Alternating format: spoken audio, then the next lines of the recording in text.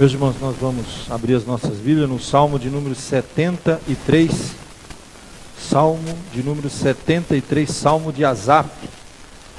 Peço a paciência dos irmãos, o Salmo é um pouco longo, mas é um tema muito importante, é um tema até difícil de ser abordado por vezes na igreja, porque esse Salmo vai falar daquela questão,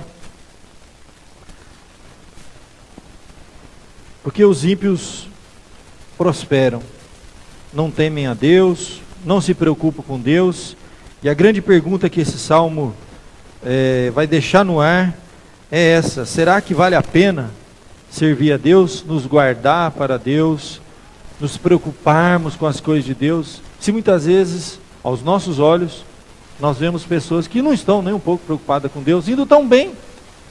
E por que nós muitas vezes que nos privamos de tantas coisas, abrimos mão de tantas coisas para servir a Deus, enfrentamos às vezes algumas dificuldades grandes, né?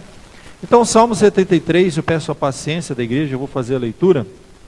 Diz assim a palavra de Deus: com efeito, Deus é bom para com Israel, para com os de coração limpo. Quanto a mim, porém, quase me resvalaram os pés. Pouco faltou para que se desviassem os meus passos. Pois eu invejava os arrogantes, ao ver a prosperidade dos perversos. Para eles, não há preocupações. Seu corpo é sadio e nédio. Não partilham das canseiras dos mortais, nem são afligidos como os demais homens. Daí a soberba que os cinge como um colar, e a violência que os envolve como um manto. Os olhos saltam-lhes da gordura, do coração brotam-lhes fantasias. Motejam e falam maliciosamente, da opressão falam com altivez. Contra os céus desandam a boca, e a sua língua percorre a terra. Por isso, o seu povo se volta para eles, e os tem por fonte de que bebe a largos sorvos. E diz: como sabe Deus? Acaso há conhecimento no Altíssimo? Eis que são estes os ímpios, e sempre tranquilos aumentam suas riquezas.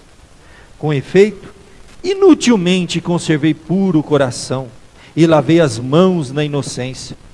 Pois de contínuo sou afligido, e cada manhã castigado. Se eu pensara em falar tais palavras, já aí teria traído a geração de teus filhos. Em só refletir para compreender isso, achei muito pesada a tarefa para mim, até que eu entrei no santuário de Deus, e atinei com o fim deles. Tu certamente os pões em lugares escorregadios, e os fazes cair na destruição. Como ficam de súbito assolados, totalmente aniquilados de terror. Como ao sonho quando se acorda, assim ao Senhor, ao despertares, desprezarás a imagem deles. Quando o coração se me amargou, e as entranhas se me comoveram, e eu estava embrutecido e ignorante, era como um irracional a tua presença. Todavia, estou sempre contigo, tu me seguras pela minha mão direita.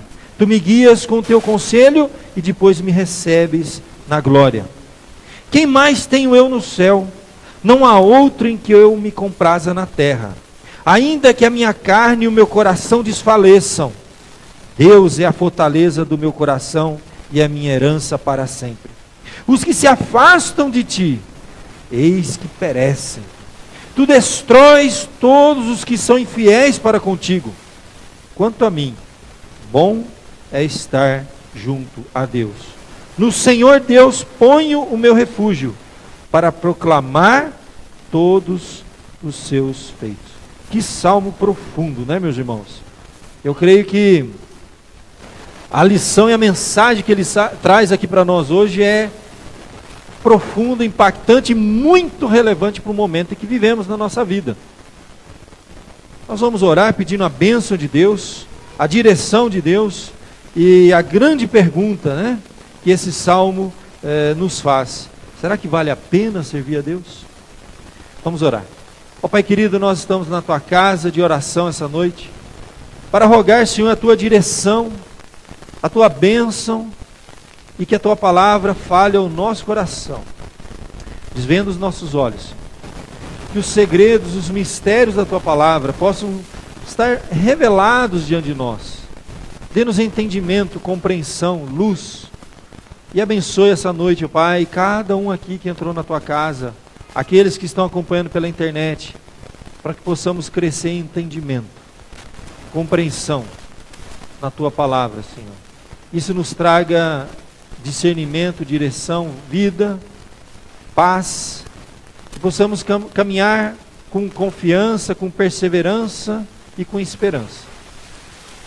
Pai, que o Senhor abençoe, ó Pai querido, cada um aqui.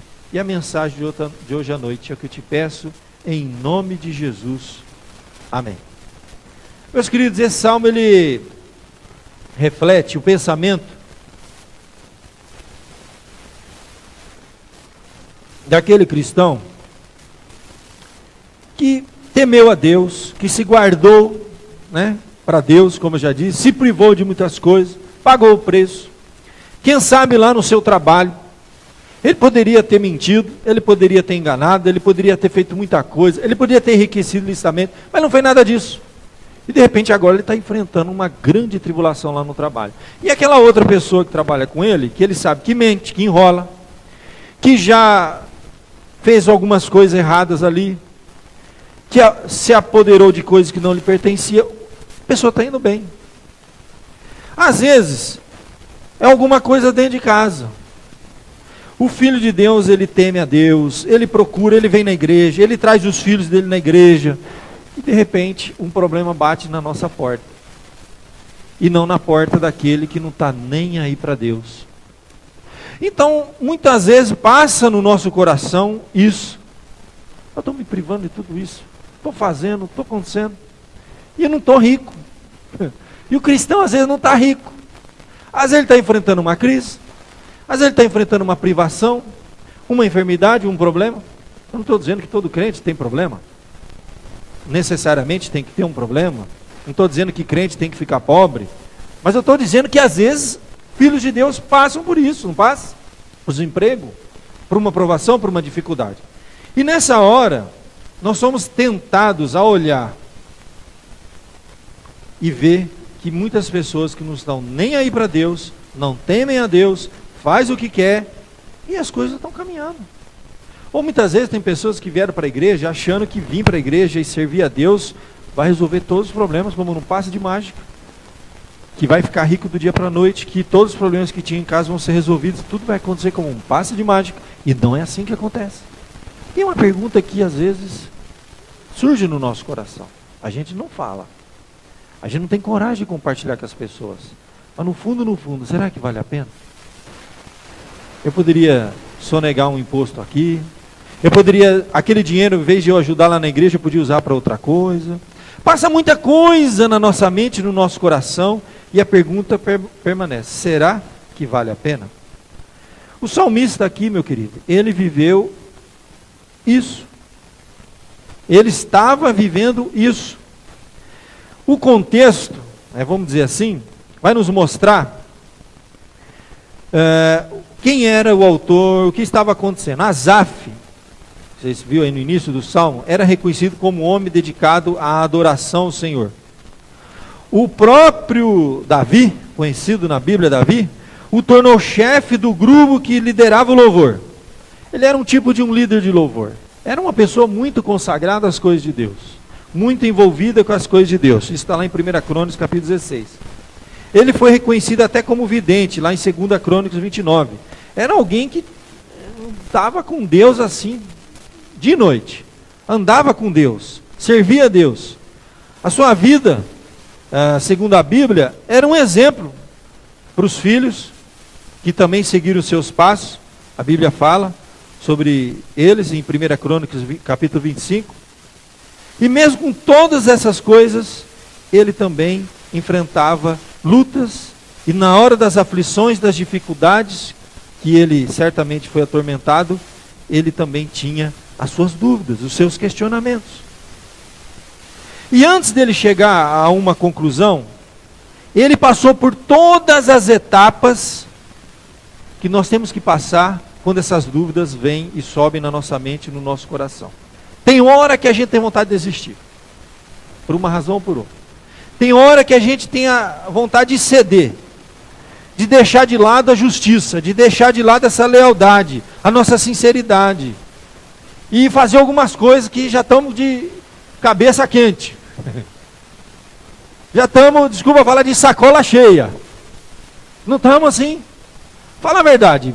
Você chegar no país que nós estamos vivendo, com os problemas que nós estamos vivendo, pagar os impostos que nós pagamos, chega uma hora que fala, não dá mais. Para onde vai esse dinheiro? Olha o que estão fazendo com esse dinheiro. Eu vou pagar imposto de renda. Eu vou pagar imposto lá do que eu compro. Tem hora que a gente é tentado a deixar a justiça de lado, a lealdade. E na nossa caminhada, na nossa jornada espiritual, tem hora que a gente tem vontade de desistir. Porque nós estamos buscando, mas os problemas continuam. E nessas horas, o salmista enfrentou algumas tentações. Se você acompanhar no Salmo, a primeira tentação que ele enfrentava, primeira tentação era a inveja dos ímpios. Inveja. O crente passa por um momento que ele tem inveja no coração. Olha o que ele diz no verso de número 3. Ele vai contar a história dele, ele já tem uma conclusão. Quando ele escreve esse salmo, quando ele compõe essa música, inspirado por Deus, algo que ele viveu, real, que foi cantado junto com o povo, algo que o povo também vivia, ele já tinha uma conclusão. Mas aí ele começou a contar de maneira poética, linda para nós, nos ajuda muito, como que foi esse processo, essas etapas que ele enfrentou. Primeiro, verso 3. A tentação da inveja. Pois eu invejava os arrogantes, ao ver a prosperidade dos perversos. De fato, muito provavelmente, esse salmista enfrentando alguma dificuldade, ele olhava para aquele que não estava nem aí para Deus, e o camarada prosperava. E o verso dali para seguinte começa a trazer uma sequência, do verso 4 a 9, o que o salmista invejava nos ímpios. Ele invejava, primeiro, eles não tinham preocupações. Provavelmente, esse salmista estava enfrentando grandes lutas. Ele tinha grandes responsabilidades. Era alguém que carregava um peso de grandes responsabilidades. Era alguém envolvido com os trabalhos da igreja, com famílias, com problemas. E ele olhava para o ímpio, parece que esse pessoal não tem preocupação, deita e dorme. Sabe aquela, a gente tem inveja do sono de algumas pessoas às vezes, né? Sabe aquela pessoa que deita e ronca, você fala, puxa vida, eu não consigo nem dormir. Eu acho que ele olhava e tinha um tipo de uma inveja assim, um camarada tranquilo, sossegado, e não está nem aí para Deus. O seu corpo é sadio e nédio.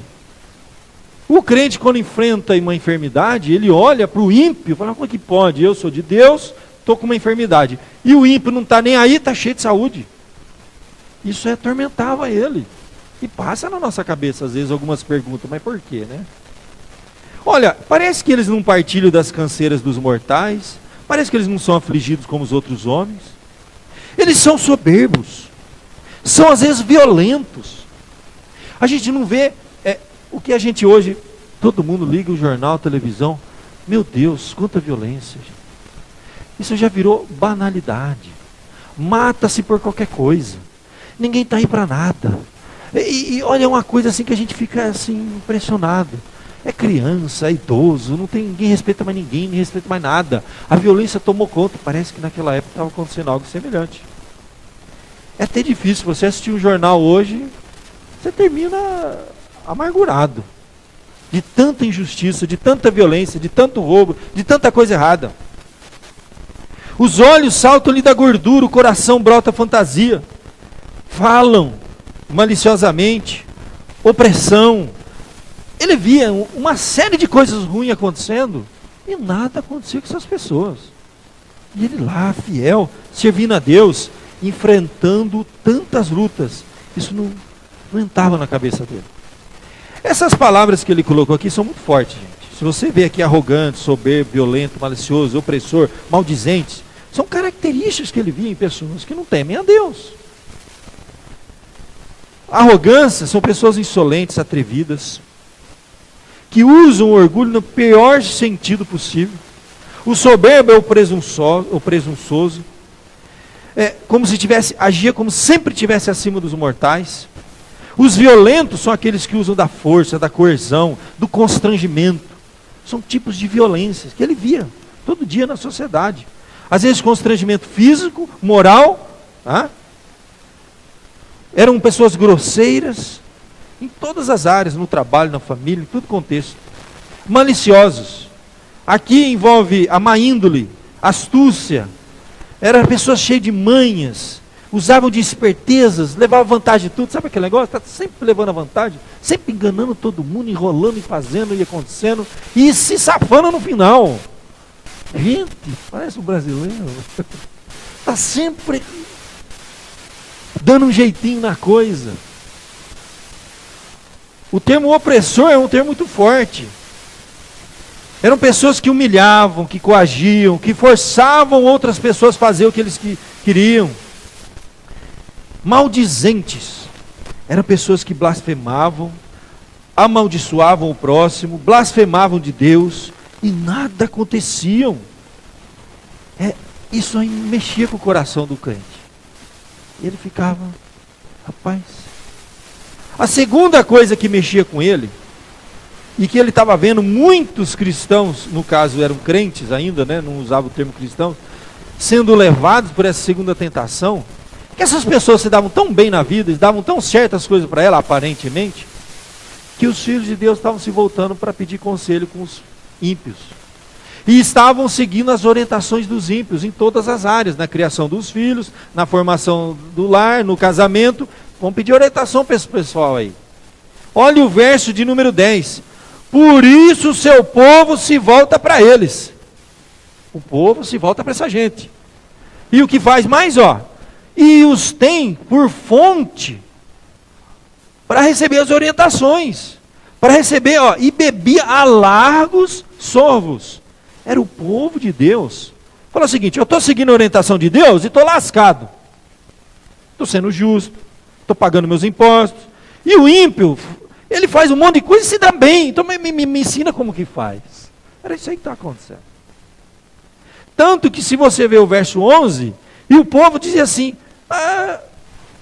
Deus não está me orientando direito. Acaso há conhecimento no Altíssimo? Se Deus fosse bom mesmo, ele já teria me ajudado a sair dessa situação. E eles se voltavam. Então, primeiro, era uma inveja. Depois da inveja, eles iam lá e bebiam a orientação, aprendiam. É mais ou menos a assimilação que muitas vezes o Filho de Deus tem nessa vida, nesse mundo, de coisas lá fora que ele não deveria fazer, mas ele faz. Porque ele vê o pessoal fazendo, todo mundo está fazendo, sabe aquele negócio? Todo mundo está fazendo. Geralmente filho, adolescente, fala para o pai, mãe, mas todo mundo está fazendo. E está indo bem, está dando certo. Eles namoram desse jeito, eles conduzem a vida deles desse jeito, está tudo indo bem, eu vou fazer também. Mas Deus orienta diferente. Não, mas Deus já está... Caducou já esse negócio, entendeu? A palavra de Deus. Agora, essa orientação aqui era isso que está acontecendo. E por fim, a terceira tentação que ele enfrentava era uma murmuração e questionamento por causa dos ímpios. Então no verso 2 diz assim, eis que são estes os ímpios, sempre tranquilam e aumentam suas riquezas. E o verso 13 fala, inutilmente conservei puro o meu coração. Eu fiz tudo certinho, estou lascado. E o ímpio vai lá, faz o que quer e está indo bem. Ele tinha inveja disso. Às vezes ele era tentado a fazer como o ímpio fazia, e às vezes fazia. Gente, é difícil às vezes aplicar uma coisa tão antiga para nós, mas não é tão difícil assim, pensa. O estilo de a gente conduzir filhos, nós estamos copiando. O estilo de casamento, nós estamos copiando. O estilo de namoro, nós estamos copiando tudo. Vamos ver o que vai acontecer lá na frente. O ímpio, ele já estava dizendo o seguinte, o crente olhava para o ímpio e falava assim, rapaz, eu conservo puro o meu coração, eu lavo as minhas mãos na inocência, eu não pratico coisas erradas, e de contínuo eu sou afligido a cada manhã castigado. Então isso aí atormentava esse crente. E quem de nós já não teve algum momento um questionamento? Porque eu vou na igreja todo domingo, eu sirvo a Deus, eu faço tudo certinho. segunda observação que a gente tem nesse panorama, primeiro são as tentações que ele está enfrentando. Muito bem, que nós também enfrentamos. Tem hora que a gente olha e fala, rapaz, esse cara até que me deu uma boa ideia, viu? Acho que eu vou fazer assim que vai dar certo, lá em casa. Sabe, segue aqueles grupos lá no Facebook, orgulho de ser hétero. Já viram aqueles grupos lá? Os homens, sabe, tem uns grupos lá, né? Eles têm umas orientações assim, bem machistas, umas orientações bem esquisitas. E o crente lê aquele negócio e fala assim, rapaz, eu vou tratar minha esposa desse jeito mesmo. Né? Esse negócio de ficar tratando a esposa lá, como diz a Bíblia, como vaso mais frágil. Minha esposa não é vaso mais frágil em casa, eu vou tratar desse jeito. A novela ensina, a televisão ensina, o cinema ensina, o Facebook ensina, toda hora, tudo, muita gente está ensinando muita coisa para todos nós. E nós somos tentados a deixar a orientação de Deus, a palavra de Deus, e seguir essas orientações. Então, primeiro passo, gente, para a gente superar essas tentações. E às vezes são coisas pequenas, né? Às vezes são coisas pequenas, mas às vezes são coisas grandes. Às vezes tem gente que está para jogar toalha. Está para chutar o balde dentro de casa. Todo mundo tem limite. Tem gente que já está com o casamento por um fio. Está para chutar o balde. Fala, o rapaz do meu trabalho chutou o balde no casamento, arranjou uma menina mais nova, está feliz da vida. Rapaz, eu aqui, ó, temendo a Deus, entende? Sofrendo aqui, e eu vou seguir essa orientação. A gente não vai falar isso na igreja, mas vai lá no fundo, camarada. Meu amigo de trabalho está melhor que eu. Ó, fulano foi lá, enrolou, fez, aconteceu, se deu bem. É uma pressão contínua. O jovem, ele quer ser correto no namoro, na vida dele, mas ninguém na escola faz aquilo. Ninguém está nem aí. Quantos amigos seus de escola estão aqui com você hoje? Você quer já quantos? Quantos que estão preocupados com a orientação de Deus, da maneira que você vai conduzir a sua vida, sua carreira, seu relacionamento com sua família, seu relacionamento com sua namorada e com seu namorado? Você está sozinho aqui. E às vezes você é tentado a fazer como eles fazem. Os namorados no mundo, tá aí, gente, estamos vendo o que rola, qual que é o negócio que rola solto, gente. Que namorado hoje que não vai para o motel e o filho de Deus não quer ir para o motel? O filho de Deus quer temer a Deus, quer fazer as coisas direito. E aí esses questionamentos, e os valores, e os princípios, é o tempo todo sendo bombardeado na nossa cabeça. Quem sabe você está querendo desistir da carreira cristã mesmo, porque você guardou a palavra de Deus, você veio buscar Deus, mas você está enfrentando tanto problema, tanta coisa, e teve gente que já desistiu. Teve gente. Tem gente que não está mais vindo no culto. Você vai atrás, você conversa com a pessoa, você explica, você mostra, e a pessoa, olha, eu tentei, mas está jogando a toalha. Para você superar essas fraquezas, essas tentações, essas provações, tem uma versão que diz assim: será que foi à toa que eu me esforcei para não pecar e permanecer puro? Veja qual foi o resultado. Sofrimento e problemas eu enfrento na minha vida. Se eu tivesse realmente dito estas coisas, seria um traidor do povo de Deus, mas realmente é muito difícil entender esse fato. O sucesso de pessoas que desprezam a Deus. É a Bíblia Viva, é uma versão mais popular, mais assim do dia a dia. É como se o crente estivesse dizendo assim, ó, eu fico tentando entender esse negócio e não entra na minha cabeça. Como é que pode o filho do crente lá estar passando por dificuldade e o do ímpio prosperando? Isso não entra na minha cabeça. Para a gente enfrentar isso, primeiro passo, reflexão. O verso de número 15, se eu pensara em falar tais palavras, já teria traído a geração dos filhos de Deus. Verso 16, só em refletir para compreender isso, achei uma tarefa muito difícil. Então, ele vai fazer uma coisa, ele vai se aproximar de Deus. Ele se aproxima de Deus, até, verso 17, olha aí, verso 17, até que, ele não entendia, ele longe de Deus tentando entender, está acontecendo, às vezes tentado até fazer igual. Ao verso 17, até que eu entrei no santuário de Deus, na casa de Deus, eu vi realmente a verdade, os meus olhos, né, parece que caiu a escama, assim, caiu, desvendaram-se os meus olhos, e eu atinei com o fim deles.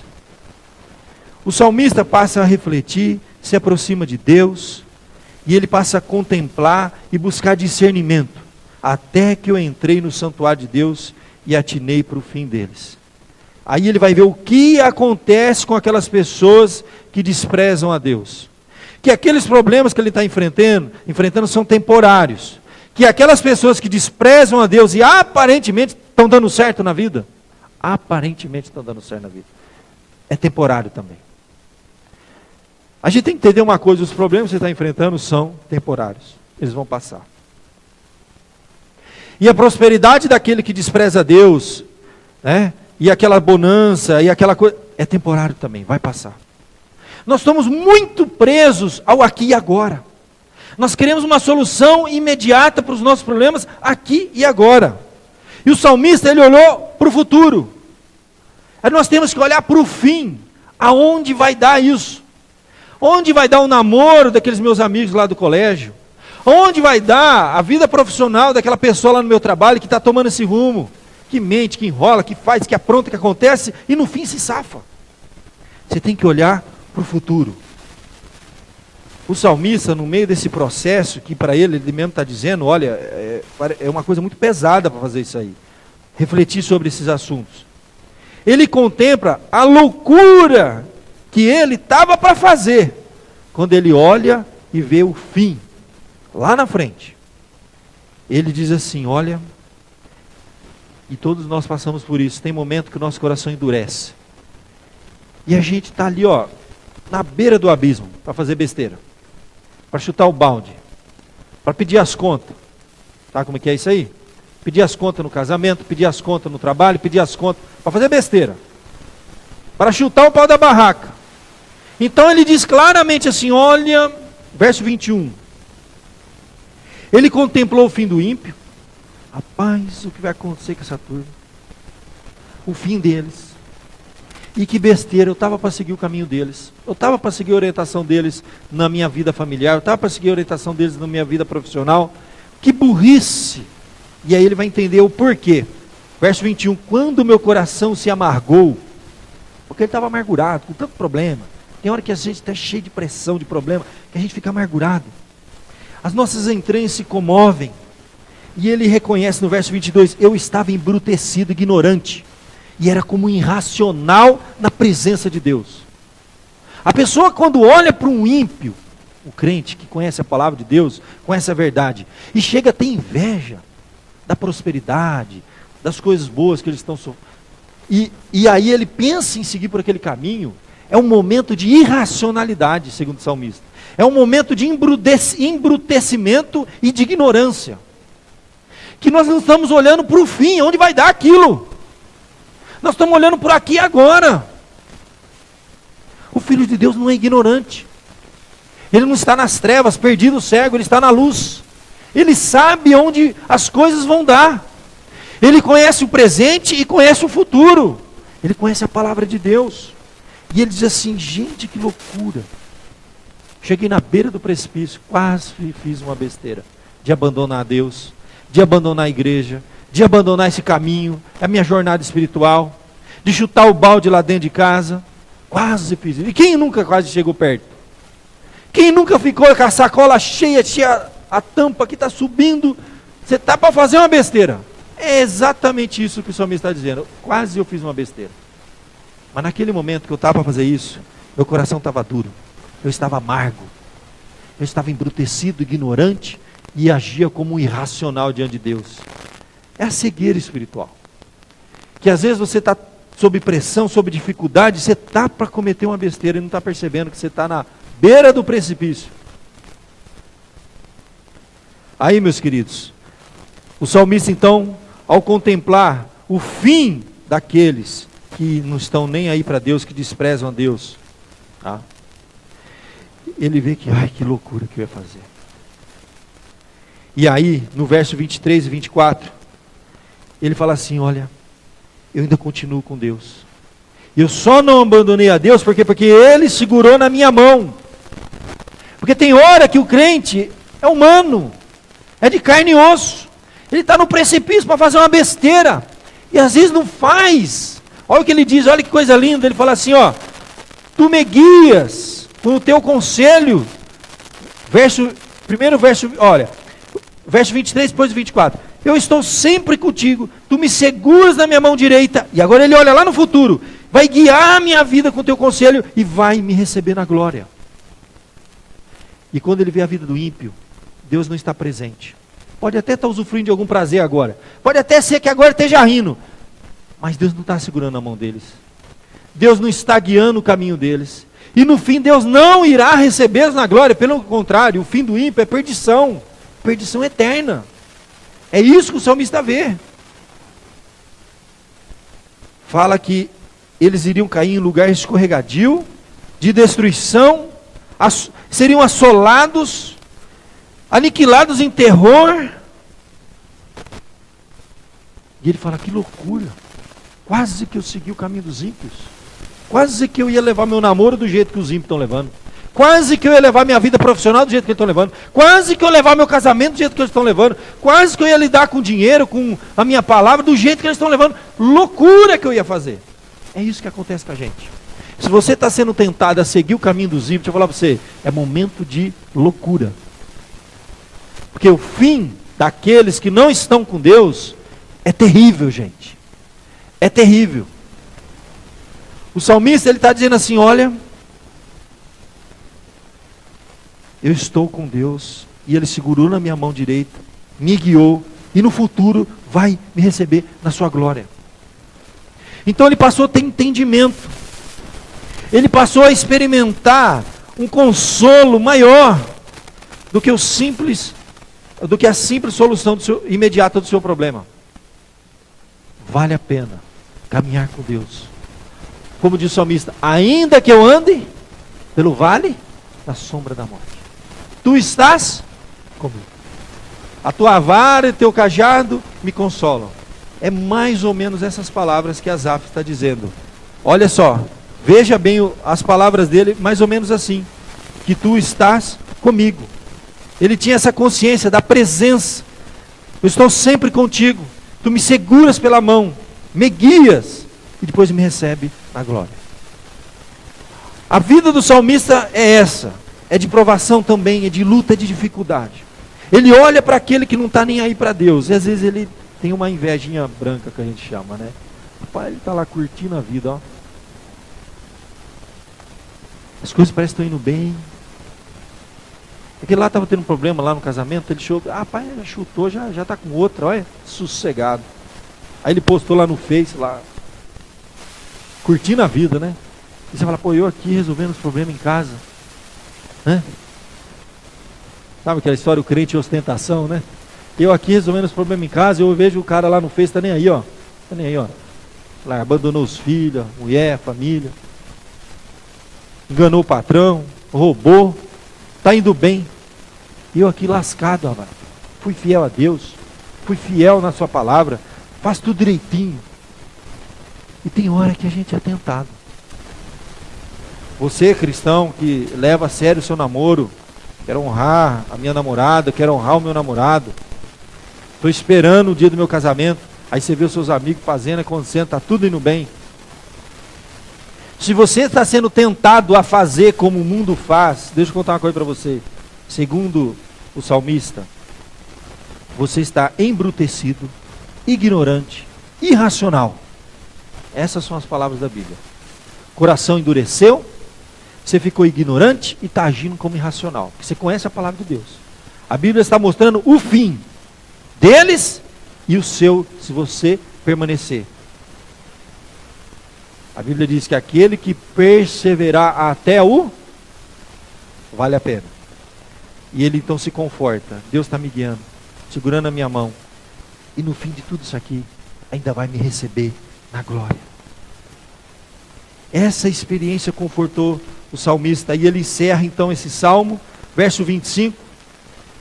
Ele diz assim: quem mais tenho eu no céu? Não há outro em quem eu me compraz aqui na terra. Ainda que a minha carne e meu coração desfaleçam, ainda que eu passe por lutas, por provações, dificuldades, Deus é a minha fortaleza, fortaleza do meu coração, a minha herança para sempre. E os que se afastam de ti, e muitos se afastaram. Durante a sua jornada, quantos você viu darem para trás? Como diz a palavra de Deus, aquele que toma a mão no arado e olha para trás, não é digno? Do quê? De mim. Quantos olharam para trás e desistiram? E quem sabe você está tentado a olhar para trás e dizendo, fazendo tudo certo, e estou levando. O salmista diz assim, ainda que a minha carne e meu coração desfaleça. Ainda que a minha carne e o meu coração desfaleça. Deus é a fortaleza do meu coração e a minha herança para sempre. E por fim ele encerra o verso 28. Quanto a mim, bom é estar junto a Deus. No Senhor eu ponho o meu refúgio para proclamar todos os seus feitos.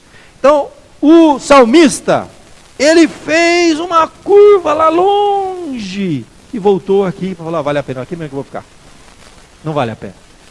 Muitos abandonaram a Deus, seguiram por outros caminhos, ignorância, embrutecimento, dureza de coração, irracionais. Não vale a pena. Bom, ele diz, é estar junto a Deus, colocar nele o meu refúgio para proclamar todos os seus feitos. Ele teve duas proposições lá no início do Salmo, se você olhar com muita calma.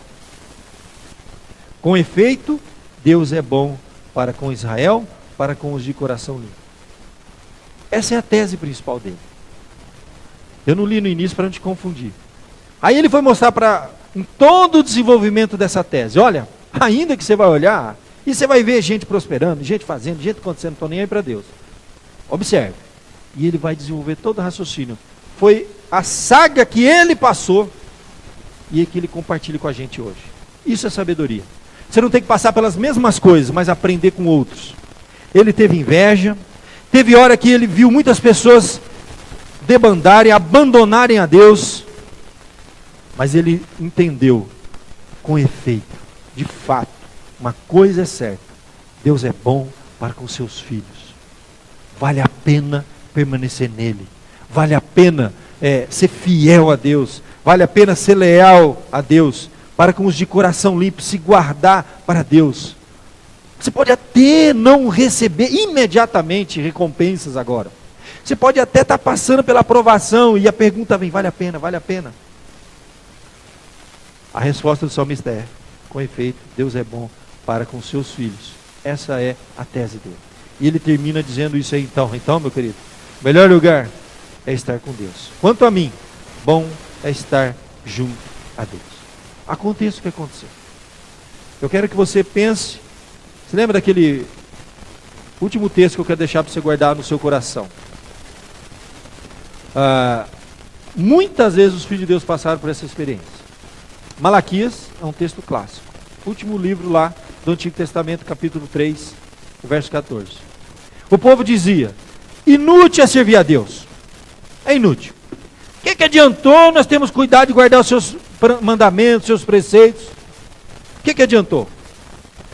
Olha tudo que nós estamos passando. Olha os problemas que nós estamos enfrentando. E aí ele desenvolve uma tese também muito interessante. Olha, nós reputávamos por bem-aventurados os soberbos. Mesmo problema. Olha lá, ó. Os que cometem impiedade. Sim, eles tentam a Deus e no fim, escapam. Está lá, Malaquias. Mesma coisa de hoje. Os caras aprontam, faz, acontece no fim. Se safam.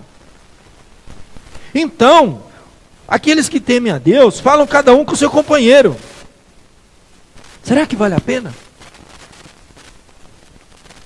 E é por isso que ele encerra dizendo assim, então vereis outra vez a diferença entre o justo e o ímpio, entre o que serve a Deus e o que não serve a Deus. Mas sempre a Bíblia joga isso no futuro. Ele diz no verso 17, naquele dia, Deus dizendo, e eles serão meus, diz o Senhor dos Exércitos, e naquele dia que farei, serão para mim um particular tesouro, poupá-los-ei como um homem poupa seu filho que o serve, e vocês vão ver um dia a diferença entre o justo e o ímpio, entre aquele que serve a Deus e aquele que não serve a Deus. Vale a pena servir a Deus.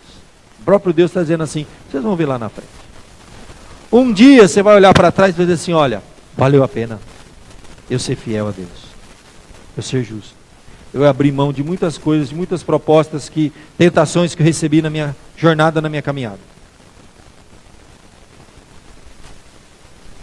Eu quero que você pense nesse texto, nessa reflexão. Se você está desanimado, enfrentando dificuldade, quem sabe dentro da sua casa, quem sabe dentro do seu casamento, quem sabe na criação dos seus filhos, quem sabe é de ordem profissional, não sei. Todos nós temos lutas. Coloque a sua vida diante de Deus. Fala, Senhor, conforta o meu coração. Se você está ali andando na beira do precipício, quase para tomar uma decisão, que você sabe que não é o que Deus quer, mas você não está tendo muita mais opção. Você não está mais disposto a pagar o preço. Lembra do salmista? Quando ele voltou a ter entendimento, ele falou, nossa, que loucura que eu ia fazer. Eu ia fazer uma burrada. Meu coração estava endurecido, eu estava amargurado, embrutecido. Eu ia fazer uma grande burrada. Eu estava tomando uma decisão irracional. Vale a pena ser fiel a Deus. Vale a pena permanecer firme nos caminhos de Deus. Dizer não, pagar o preço, porque Deus está vendo. E a Bíblia diz claramente, aquele que me honra, Deus diz, eu honrarei. Vale a pena honrar Deus. Não vai ser fácil. E se fosse fácil, nós somos humanos. Nós vamos fazer uma matemática assim, ó. Se eu servir a Deus, eu vou ficar rico. Então eu vou servir a Deus para ficar rico. Não é assim que funciona, gente. Não é assim que funciona. Deus pode dar prosperidade, Deus pode dar saúde, Deus pode intervir, fazer acontecer o que Ele quiser. Mas a matemática não é assim. As coisas de Deus não é 1 mais 1 é 2. Não é assim. Não é assim que funciona.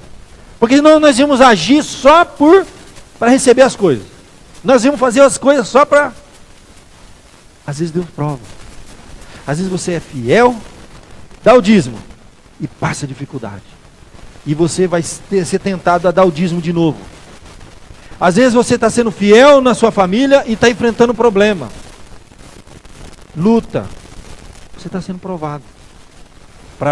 Como salmista. Será que vale a pena? Abrir mão de tudo que eu abri, enfrentar tudo que eu enfrentei, mas no final ele disse, vale a pena sim. Vale a pena servir a Deus. Vamos fechar os nossos olhos. Vamos colocar nossa vida diante de Deus. Se você tem enfrentado tentações na sua casa, na sua família, no seu trabalho, aonde que for. Se você tem hora que diz assim, olha, será que está valendo a pena ir todo domingo naquela igreja, orar, buscar Deus, colocar minha vida, a vida da minha família na presença de Deus, será que vale a pena? Eu me consagrar ali naquela igreja, eu honrar a Deus com meus dízimos, com as minhas ofertas, eu honrar a Deus com a minha presença lá no culto, orar, será que vale a pena? Vale. Você tem que olhar para o futuro. Você deve estar olhando muitas pessoas que estão fazendo as coisas de um jeito diferente. Estão levando um namoro diferente, estão levando uma vida profissional diferente daquilo que Deus quer. Não vale a pena. Eles podem conquistar tudo, mas eles vão perder a bênção de Deus. E não existe nada mais precioso do que a bênção de Deus na sua família. Jovem, não existe nada mais precioso do que a bênção de Deus no casamento que você está formando, no lar que você quer formar. A bênção de Deus vale mais do que tudo. Não vá perder a bênção de Deus na sua casa. Não vá perder a bênção de Deus na sua vida profissional. Nós temos casos na Bíblia de alguns que depois com choro, com arrependimento, não conseguiram de novo. Você lembra do caso de quem? Que abandonou a bênção de Deus por um prato de lentilha. E não teve mais volta, gente. Vale a pena. Vale a pena servir a Deus. Vamos orar. Ó Pai querido, nós somos teus filhos.